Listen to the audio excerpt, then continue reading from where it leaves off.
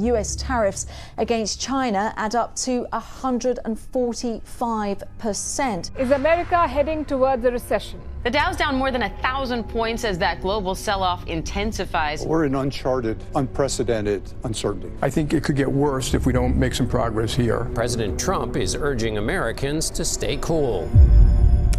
What's up, you guys? It's Graham here, and I hope you're prepared for what's about to happen. Starting right now, the United States has implemented a 145% tariff on China in response to their 84% tariff on the United States. So as these tariffs kick in and seemingly increase by the day, we're soon about to feel some substantial and immediate impacts throughout our entire economy, from the price of everyday items, to the stock market, to the unemployment rate, to even the interest rate on your mortgage. Yeah, seriously. That's why, given the severity of what's going on, as well as all the misinformation floating around on the internet, we gotta talk about exactly what's happening, the impact that's about to be felt throughout our entire economy, what this realistically means for you, and then what you could practically do about this to put yourself ahead no matter what happens. Because even though we all can't be like Warren Buffett and hoard $350 billion worth of cash, there are some practical steps that you could take today to put yourself in the best position possible long-term over these next few days, weeks, or months. Although before we start, as usual, if you appreciate videos like this, where there aren't any hidden agendas or biases, just the facts, it would mean the world to me if you hit the like button or subscribe if you haven't done that already. Seriously, it does help out the entire channel tremendously, and it's totally free. As a thank you for doing that, I will do my best to read and reply to as many comments as I can. So thanks so much, and also a big thank you to Rocket Money for sponsoring this video, but more on that later. Alright, so as a bit of a background, in terms of what's going on and why the situation seems to be devolving so quickly, let's start here. China. Even though a lot of these headlines have seemingly appeared out of nowhere, the reality is, over the last 40 years, China has been at the forefront of production, international investment, and rapid productivity, all because of an exchange that occurred back in 1979, which gave China diplomatic relations with the United States. Countries from around the world invested their money in Chinese infrastructure, they took advantage of low-cost labor, and they helped bring much-needed funding to areas that were previously closed off. In fact, China's growth was so impressive that in 2001, they became a member of the World Trade Organization as a way to help further strengthen ties with the United States. But it didn't exactly go as planned. For the United States, it became quickly apparent that demand for low-cost, cheap goods was increasing way faster than expected. More and more products were being outsourced elsewhere, and corporations moved 6 million jobs overseas to allow for higher profits. Now, even though this certainly did bring down the cost of nearly everything that we use today, for China the benefits were monumental. With all of the worldwide trade and foreign investment, 400 million people were lifted from poverty. In addition to that, their economy is now 11 times larger today than it was in 2001. They became the world's largest exporting nation in 2009, and they were even touted as the world's economic miracle while they grew at a faster pace than any other nation. However, not everything was exactly as it appeared on the surface, because the more China grew, the more powerful they became in relation to every other nation. The more leverage they had within their own businesses to control them, the more they could change policy in any way that they deemed fit, and the more difficult they'd become to join forces with. In fact, members of the World Trade Organization allege that China's been providing illegal state subsidies to businesses who export their products, discriminating against companies who don't buy from Chinese manufacturers, and controlling supply chains through taxing raw materials. Even worse, it said that they've been devaluing their own currency by as much as 40% as an incentive for other countries to buy their goods at a discount, leading, of course, to some of the tensions that we see today. So what does this mean for tariffs? Well, here's where things get really interesting. On the surface, we export $143 billion worth of our goods to China that they buy from us, but we import $438 billion worth of goods from China that we buy from them. Or in other words, we buy 3 times more from China than China buys from us, leading to a trade deficit that the Trump administration wants to get rid of, or at least negotiate with tariffs. Initially, this started out with Trump proposing a 20% tariff on Chinese imports back in March. In response to that, China implemented an additional 15% tariff back to the United States across a variety of food products. This, of course, resulted in Trump retaliating with a 54% tariff back on China, which resulted in China escalating to an 84% tariff back in the United States, and this is where everything completely fell apart. On April 9th, Trump announced a 90-day tariff pause across all countries, with the exception of China, and instead, the United States increased China's tariff to 104%. China refused to back down once again, and at the time I'm recording this video, tariffs have now been increased to a whopping 145%. In fact, China recently went on record to say that if the US insists on further escalating its economic and trade restrictions, China has the firm will and abundant means to take necessary countermeasures and fight to the end. Or I guess put another way, this is becoming a real-life game of chicken to see which country is going to bow down first, and it's unclear exactly how this is going to end, especially if one country puts tariffs on another in response to their tariffs, in response to their tariffs, until everything falls into the abyss. This has resulted in several estimates predicting that the cost of an iPhone produced in China could soon increase by $800, or 67%, while an iPhone 16 Pro assembled in India could see just a $45 increase. To make matters worse, this applies to all shipments without any exemptions. For example, in the past, shipments under $800 were exempt from tariffs since those were mostly sold consumer to consumer.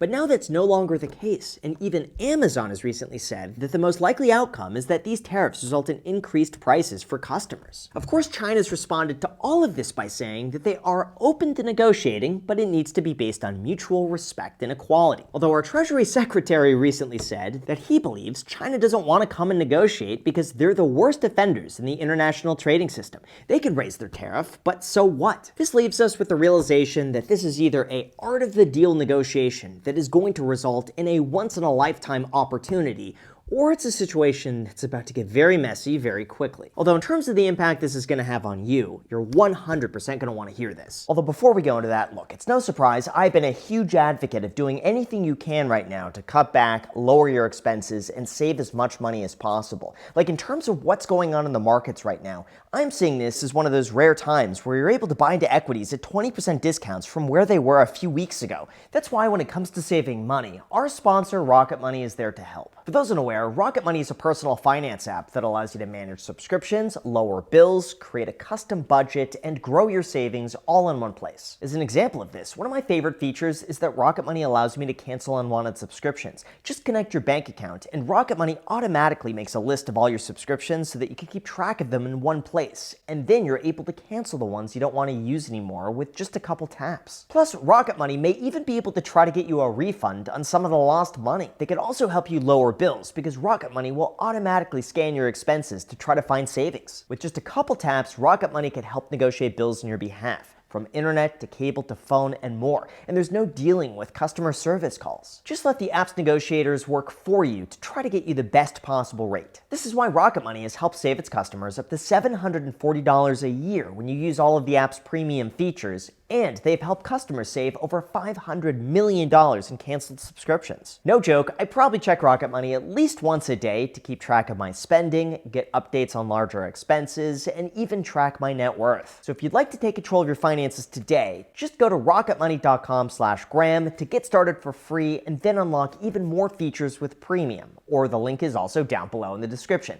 There's literally no better time than right now to get started on something like this. Again, the link is down below in the description.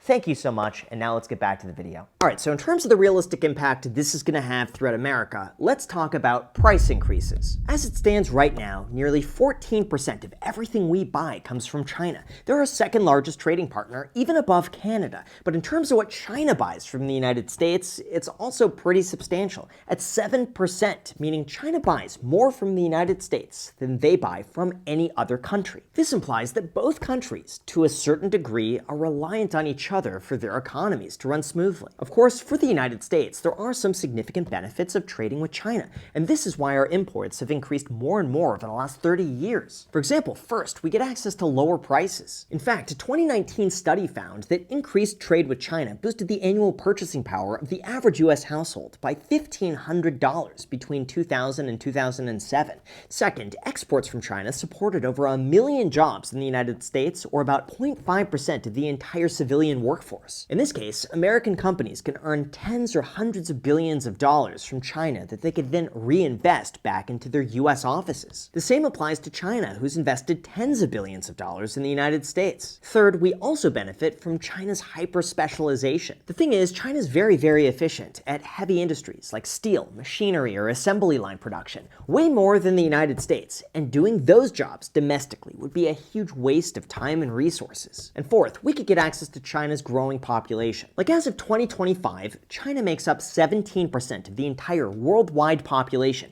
and a large portion of those people have now been lifted from poverty while consuming more goods and services. For instance, keep in mind that more than half of Facebook's revenue is from overseas. 67% of Apple's business is generated from outside of the United States, and even Tesla is collecting 25% of its revenue from China alone. But it's also not without a bit of a catch, because there are downsides. Unfortunately, first, this does result in job losses throughout manufacturing. For reference, in 1970, about a quarter of American workers held jobs in the manufacturing sector, and today it's only about 8%. Now, many people would argue that this is probably for the best, since they'd rather work in an air-conditioned office than an assembly line, and our workforce has changed significantly over the last 50 years, but there is the goal to bring some of those jobs back to the United States to benefit our workforce. Second, there are national security concerns. Even though this isn't exactly a financial issue, policymakers have been worried about the possibility of spreading disinformation and collecting sensitive data throughout America. This is the exact reason that TikTok was scheduled to be banned, and intelligence agencies have raised concerns about China's involvement in the tech industry. Third, we have another one that impacts almost everybody, and that would be currency manipulation. As I mentioned earlier, it's rumored that China purposely devalues their currency as an incentive for other countries to buy from them. This allows them, in turn, to purchase US dollars. And finally, fourth, we have labor violations. It's no surprise, but many have been very critical about the working conditions that allow us to buy very inexpensive goods and services, usually working people to exhaustion 7 days a week. Of course, not every factory is in violation, and many of them provide a fair wage and reasonable hours. But for those who work in the industry, it's still evolving. This suggests that the situation isn't so black and white, but rather a constantly changing dynamic of ups and downs. And in terms of how this is going to impact you,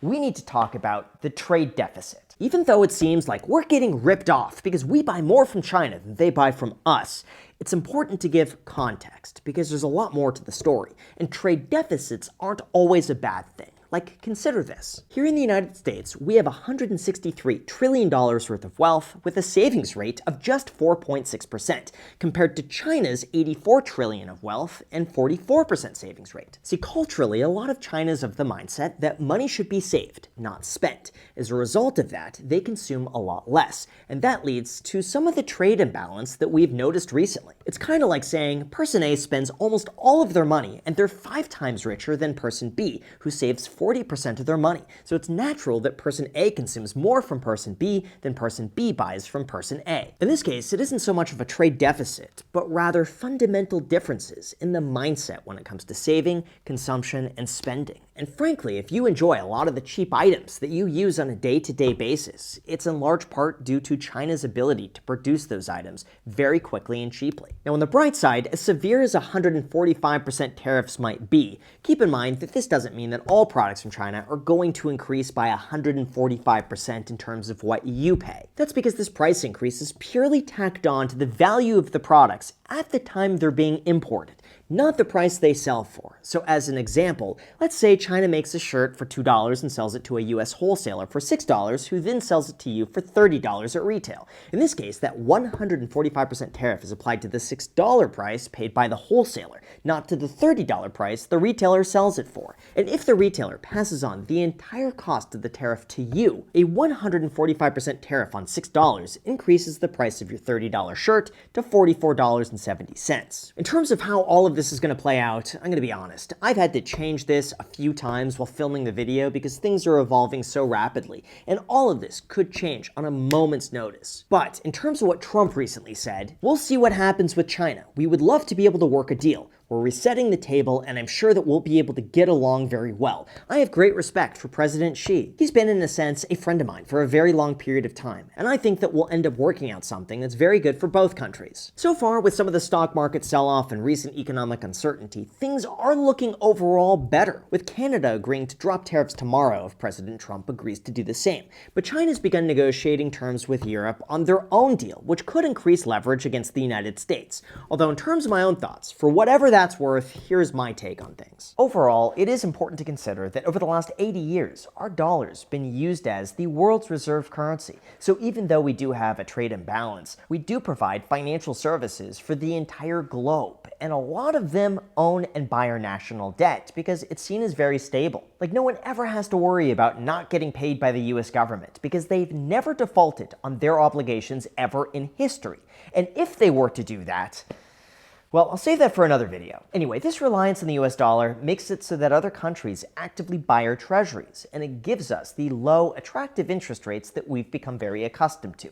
However, over the last few days, we've seen the 30-year treasury yield skyrocketing higher, meaning most likely other countries are having to sell US debt, driving down the price and the yield up. Or I guess more simply put, demand to buy US treasuries is going down, so interest rates have to go up to entice enough people or countries to buy into them. This is all very concerning because the higher that US treasury yields move, the higher interest rates on mortgages get. And we all know what that means. To me, this signals that either some very big players are losing their confidence in the United States and pulling their money out, or they're being forced to sell.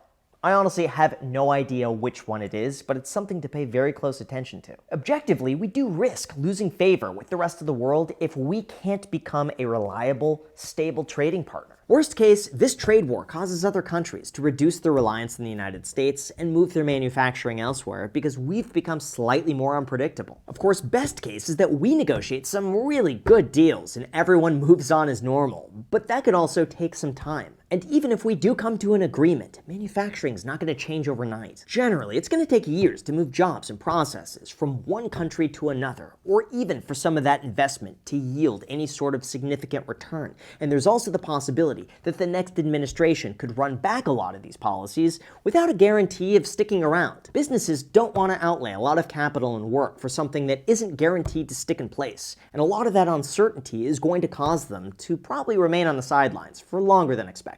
Now, don't get the wrong idea, because I do think that tariffs can be the right situation in certain circumstances. Like Biden quadrupled tariffs on electric vehicles made in China, tripled those on steel and aluminum, and doubled the duty on semiconductors, so that their imports wouldn't destroy what we're able to do here in the United States. But the outcome of today is going to dramatically depend on whether or not this escalates, or whether or not they come to a deal relatively quickly in a way that benefits everybody. In terms of what you could do about this, honestly, I think it's a great time to cut down on your expenses, live below your means, invest long-term, and pre-buy what you might need over the next few months, even though I have a feeling it's probably not going to come to that, but just in case, if you're able to. Realistically, I just can't help but think that the most likely outcome is going to be a pause on Chinese tariffs for a certain amount of time to give them enough room to negotiate. But then again, what do I know? I'm just a dude in a half-converted garage making YouTube videos, and the situation changes so quickly that I have to change this video a few times while filming it so that it's completely updated.